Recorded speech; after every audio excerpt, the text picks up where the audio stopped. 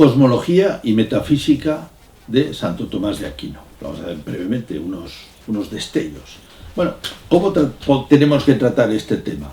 Pues tenemos dos referencias, siempre hay que tener cuidado. Primero, ¿con qué lo comparamos? Claro, estamos haciendo una comparación en el fondo poniendo como referente los clásicos, Platón y Aristóteles, no siempre. Aunque claro, Santo Tomás de Aquino también recibe mucho de otros escolásticos, de muchos autores cristianos, muchísimo de San Agustín, ¿verdad? Pero claro, en las comparaciones pues no podemos hacer toda la historia en cada tema, ¿eh? Pero es muy útil hacer esta comparación. Tenemos Aristóteles, sobre todo si queremos hablar de cosmología y metafísica, Aristóteles es el referente. Y luego, otro punto de referencia que tenemos que tener es dónde está esto en Santo Tomás de Aquino. Es decir, basarnos en los textos tal y como los dice él. Ya hemos dicho que Santo Tomás de Aquino ordena las cosas en la Suma Teológica. Y uno, si mira la Suma Teológica, dice, propiamente hay una cosmología, hay referencias cosmológicas. Cosmología quiere decir una teoría general del mundo. Bueno, hay temas. Lo más interesante sería, todo cambia si uno empieza por el punto principal. Aristóteles, cuando se plantea cómo es la cosmología, que en el fondo es cómo es el universo, llega a la conclusión de que tiene que haber uno, o quizá varios, motores inmóviles. Porque ya, ¿qué es esto, no? Bueno, Aristóteles es muy importante porque es la explicación del universo. Dice, el universo se está moviendo y cambiando. Todo el universo celeste se está moviendo constantemente, tiene que ser por algo. Y todo el universo aquí, digamos, que nosotros conocemos, en la Tierra, está constantemente cambiando, pero cambiando, vamos a decir, de una manera inteligente. Las cosas aparecen, desaparecen, no es el caos, porque los animales, bueno, un animal es una cosa muy interesante, ¿no? Una puede salir así como así, ves cómo se deshacen, bueno, se generan, dice, todo esto significa que tiene que haber una causa de todo este movimiento, de todo este de cambio al final, tiene que haber alguna causa final de todo esto, ¿no? Algo que sea, porque la explicación final de todo esto va a ser el motor inmóvil. Pero tal y como está pensado como una causa en el fondo del cambio, del movimiento. Cuando uno entra en Santo Tomás de Aquino, todo el panorama, o sea, todo el cuadro entero de lo que es la cosmología es transformado en el momento en que coge lo que podría ser el motor inmóvil y dice, esto, Dios. Pero no el Dios cristiano, sino un Dios, vamos a decir que también es el Dios cristiano, pero pensado racionalmente. Tiene que haber un ser supremo que sea inteligente. Pero a diferencia del motor inmóvil, que también conozca el mundo, porque el motor inmóvil de Aristóteles era un ente que se pensaba a sí mismo y que atraía a todo lo demás, movía por atracción todo lo demás, pero no le interesa mucho, ni lo conoce ni lo causa directamente, movía por atracción. Las deducciones que hace Aristóteles sobre cómo se mueve el mundo. Santo Tomás de Aquino dice, Pan, un ser creador, Dios creador, que le parece una idea defendible desde el punto de vista filosófico, y que una vez manifestada, dices, tiene que existir esa relación, porque las cosas aquí existen de una manera que tienen que tener una causa, y esa causa tiene que ser creadora. Claro, esto transforma completamente todo, toda la cosmología y toda también la metafísica, un creador personal, espiritual, que por supuesto cumple las funciones del motor inmóvil, mucho más, y personal. Dice, ¿por qué tiene que ser personal? Podría decir, hombre, si en este mundo hay seres personales como nosotros, que tienen inteligencia y libertad, ¿cómo la causa de todo no va a ser personal y tener inteligencia y libertad? No puede tener menos propiedades que las que tenemos nosotros, ¿no? Para explicar el mundo hace falta algo que tenga más categoría que lo que tenemos nosotros. Es una idea general de toda la metafísica, al final toda la metafísica cristiana. La causa, para explicar las propiedades que hay en este mundo, hay que explicar una causa última que tenga por lo menos estas propiedades, que las tenga en grado sumo. Por tanto, si nosotros somos inteligentes y libres, tiene que ser inteligentes y libres, sin duda, es decir, para él es absolutamente evidente, ¿no?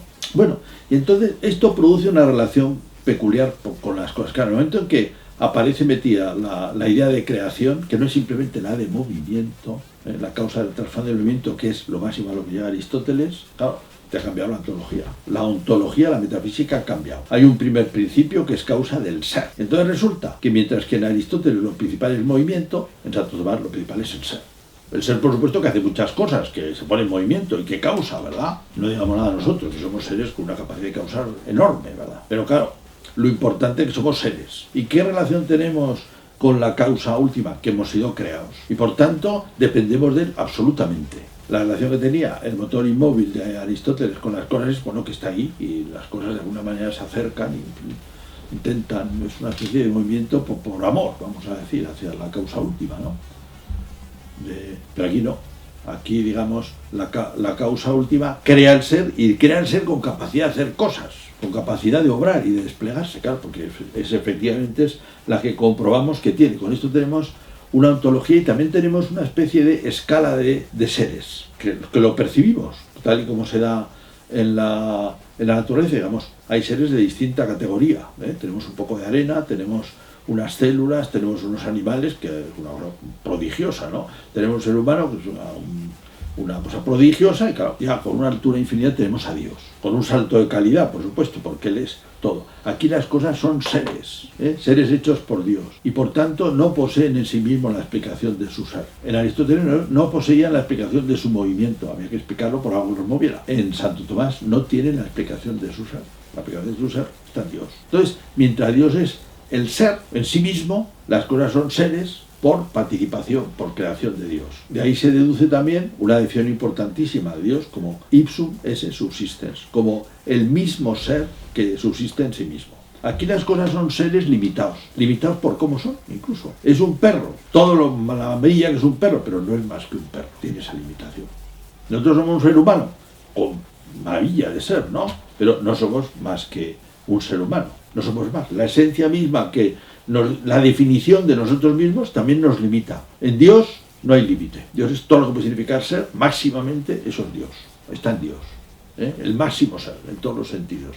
Ipsum esse subsistens, ¿no?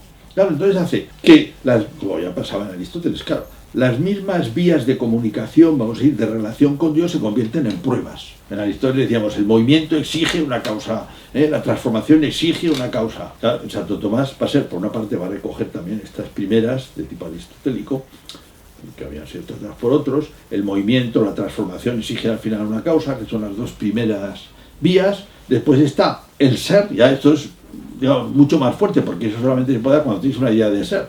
Entonces, las cosas o dan explicación de sí mismas o necesitan ser por otro. Y al final necesitamos a alguien que pueda ser necesario por sí mismo. Y eso ya mismo es una demostración de la existencia de Dios. Estas cosas tienen en sí mismas, cualquiera de las cosas que vemos, la explicación de sí mismas en sí, no. Dependen de algo. Podrían haber desaparecido y no pasaba nada, ¿no?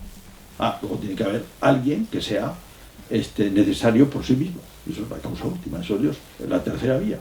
Y luego hay que hacer una explicación de las cualidades del universo, cuarta vía, y una explicación de la inteligencia del universo, las cosas que se hacen con inteligencia y que sucede en el universo, que está lleno de inteligencia por todas partes, ¿no? Las finalidades que aparecen, ¿no? Y bueno, esto es, en el fondo, las vías tomistas rápidamente explicadas. Cuando Santo Tomás explica el ser supremo, también aparecen muchas cosas sobre lo que es el bien, sobre lo que es el mal, sobre lo que es la verdad, fantástica. Y después, digamos, en esa metafísica también aprovecha la metafísica y la física aristotélica, ¿no? Aristóteles da mucha importancia a la distinción, hemos dicho, sustancia y accidentes. Las cosas como sujetos reales son sustancias y tienen aspectos, propiedades, tienen cualidades, situaciones, todo eso son accidentes, que son reales, pero no son cosas. Si uno dice, vamos a decir, el color es real, con todas las cuestiones físicas que se pueden meter aquí. Por supuesto, es real en su interacción, pero no es una cosa. La posición es real, pero no es una cosa. La cosa es la cosa, que puede tener una posición u otra, pero la relación, puede haber una relación real entre una cosa y otra, sí, pero la relación no es una cosa. La distinción es muy interesante, porque dice distintos tipos de ser, ¿eh? Todavía es muy interesante, ¿eh? Sustancia, accidente, o sea, lo que es en sí mismo, lo que es ser, en el fondo, lo que es un ser, y al mismo tiempo lo que es cualidades, relaciones, propiedades, que también existen, digamos, pero en los seres, son algo de los seres, no existen por sí mismas como seres. Bueno, puede resultar un poco así rápido, pero es muy interesante. Esto acaba, uno se da cuenta que eso tiene su importancia. Después hay otro tema muy importante de Aristóteles, que Santo Tomás también maneja, que es la física, que es la materia y forma. Todo lo que existe en este mundo corporal tiene materia y forma. Y eso es una intuición inteligentísima. Y uno, en la medida que también conoce cómo se ha desplegado la física, la química, pues se da cuenta que el universo efectivamente está lleno de formas. Una materia, Aristóteles cuando lo dice llega a ser una cosa muy elemental, y Santo Tomás lo coge así también, va adquiriendo como formalidades, tiene formalidades con las cuales aparece, digamos, tiene propiedades, tiene comportamientos que dependen de una naturaleza, de una manera de ser, depende de esa forma, y que al mismo tiempo nos lleva a la cuestión del conocimiento. Nosotros conocemos formas, separamos de alguna manera, y hay alguna relación entre las cosas que tienen una forma, unas propiedades, y los conocimientos que nosotros podemos obtener de ellas, que es una relación muy interesante, que es todo el tema del conocimiento. Está ahí, y ahí lo digo, nosotros conocemos algo de ella que siempre son un conocimiento formal, de propiedades, de cosas, de estructuras, de relaciones, muy interesante. Pues esto es el aprovechamiento, bueno, estoy muchas otras cosas más, el aprovechamiento que hace Santo Tomás de Aquino de temas de Aristóteles. Por supuesto también está el tema precioso de los trascendentales, está el tema de las cuatro causas, que también lo utiliza Santo Tomás de Aquino dentro de lo que es la metafísica aristotélica. Y bueno, esto nos da una idea de, por una parte, la relación y las enormes novedades que introduce Santo Tomás de Aquino, que casi todas tienen que ver con ese, vamos a decir, el paso del motor inmóvil al ipsum esse subsistens.